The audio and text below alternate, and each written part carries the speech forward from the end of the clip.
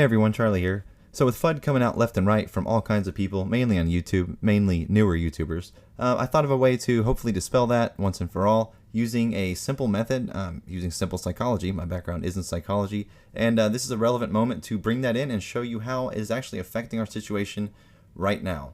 A lot of us have been here since January. If you're a new ape, welcome to the movement. Those are the ones that are most at risk here because, if you've been here since January, you've been trained and taught to look stuff up yourself and verify information with documentation. That is critical. So we're going to be discussing credibility, an easy way to extinguish the FUDers. And by FUDers, I mean YouTubers that come on and, at first they seem all right. And then out of nowhere, once their subscriber base gets really big, they start making claims that are outlandish and unverifiable. So the Dunning-Kruger effect. What is that? That's a psychological cognitive bias stating that people with low ability at a task overestimate their ability, especially when confidence injections are a thing.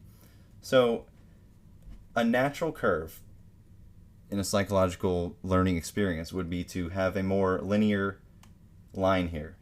But with a Dunning-Kruger subject, what we see is once they start out, let's say they're a YouTuber just starting out, they make their first video or couples of videos, maybe, surrounding AMC and GameStop. They know it's a popular subject. They want to see how it goes.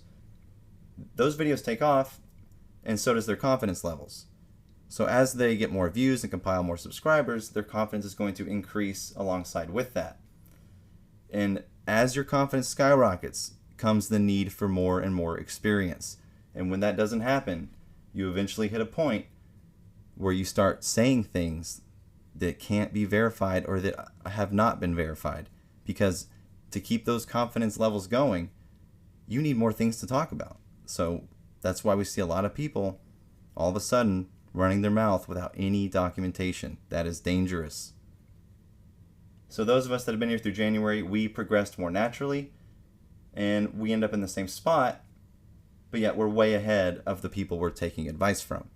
So while they may have claimed experience, they may have ties to Wall Street, I've heard it all. None of that matters. This is an unprecedented situation. The longer you've been in this experience, the more knowledge you have, the more you've seen, and the more you know how dangerous it is to believe something that you don't verify first. So whenever you watch a YouTuber, I'm not going to name any names in this video, ask yourself a couple of important questions.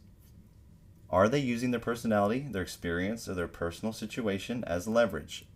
I see a lot of people do this. Again, does not matter. Due to the nature of the situation, being a once opportunity for both AMC and GameStop, both of them, everything that you're told, especially from YouTube, should be verified with documentation. Because, as you all know, YouTube is a monetizable platform, so there will be incentive to put out information that may or may not be true. The only way to check if it's true is to have verifiable information given to you, which is what I do not see a lot of, and it's kind of sad. Now, another thing, are they using opinionated commentary? Are they using personal opinions from themselves or from someone they know that's regurgitated to give you the information you're looking for? If they are, the same thing applies. Documentation is required. Let's say that someone gets such a big following that they say something that resonates very, very well with the group. Guess what?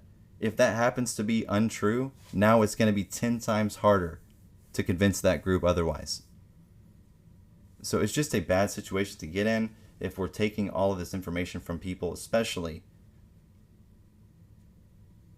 that use their opinion and don't provide documentation. So I wanted to do a quick experiment. Go through all of the AMC and GameStop YouTubers and see how many of them would pass these two questions. How many of them would not be using personality, experience, or personal situation as leverage? And how many of them are using someone else's work, such as a verbatim Reddit post or something along those lines? Just a quick thought, and you'd be surprised. I think it may open your eyes a little bit. So just want to point that out, everyone. Hopefully this helped. I appreciate everyone reaching out to me with the different claims that are being made by all kinds of different people. While I would love to individually go through and debunk every single one of them, that is just not possible given the amount of time we're looking at here. So hopefully this helped. I appreciate y'all tuning in, and I will talk to you guys tomorrow.